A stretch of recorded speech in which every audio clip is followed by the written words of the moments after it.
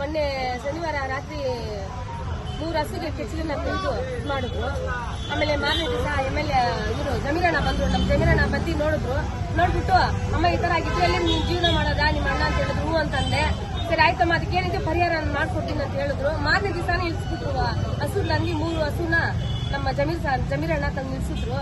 ನಮ್ಮ ಅಣ್ಣ ಬೇಡ ಅಂದ್ಬಿಟ್ಟ. ಬೇಡ ಅಂದಿದ್ದಕ್ಕೆ ನನಗೆ ತುಂಬಾ ಬೇಜಾರಾಯ್ತು. ಸರಿ MLA ಸಾಹೇಬ್ರನ್ನ ನೋಡಿ ಜಮೀರಣ್ಣನ ನೋಡಿ ಸಾರಿ ಕೇಳೋಣ ಅಂತ ಬಂದೆ. ಮತ್ತೆ ಒಂದು ದೊಡ್ಡ ಶಾಕ್ ಕೊಟ್ರು ನನ್ಗೆ. 3 ಹಸುನ ಕೊಡ್ಸಿ ಸರಿ ಅಮ್ಮ ನೀನ್ ಸಾರಿ ಕೇಳೋದಿರ್ಲಿ ಒಂದ್ ಕಡೆ, ಸರಿ ನನ್ಗೇನಾದ್ರು ನೀನ್ ಮಾಡ್ಬೇಕಾದ್ರೆ 3 ಹಸುನ ತಗೊಂಡೋಗಿ ನನಗೋಸ್ಕರ ನೀನ್ ಇಟ್ಕೋ. ಇದುವರೆಗೂ 15 ವರ್ಷ ನಮ್ಮ ಸಾಹೇಬ್ರ ಜೊತೆ ಇದ್ದೆ. ಇನ್ನು ನಾನ್ ಸಾಯೋವರೆಗೂ ವಿಶ್ವಾಸದಿಂದ ನಮ್ಮ MLA ಸಾಹೇಬ್ರ ಜೊತೆ ಇರ್ತೀನಿ ಅಂತ ಅಂದ್ಬಿಟ್ಟು ಜಮೀರಣ್ಣನ ಜೊತೆ ಇರ್ತೀನಿ ಅಂದ್ಬಿಟ್ಟು ಪ್ರಮಾಣ ಮಾಡ್ತೀನಿ. ಅದರಿಂದ ಬೆಳಿತಿದ್ವು ನಮ್ಗೆ ಅದು ಸಾಕ್ತಿತ್ತು ನಮ್ಮನ್ನ. ಕೊನೆಗೆ ಇವತ್ತು 3 ಹೋಯ್ತು. ಮಾರನೇ ತಾಯಿ 3 ತಾಯಿನ ಕೊಟ್ಟಿದ್ದಾರೆ ನಮ್ಮ ಜಮೀರ್ ಸಾರು. ಅವರಿಗೆ ತುಂಬಾ ಥ್ಯಾಂಕ್ಸ್, ಧನ್ಯವಾದ ಹೇಳಕ್ಕೆ ಇಷ್ಟಪಡ್ತಿದ್ದಾರೆ. ಇದು ಮಾಡಿದ ಹಸುನ ಹಾಕಿದ್ರಲ್ಲ ಅವ್ರಿಗೆ ತಕ್ಕ ಶಿಕ್ಷೆ ಇಸ್ಕೊಡ್ಲೇಬೇಕು.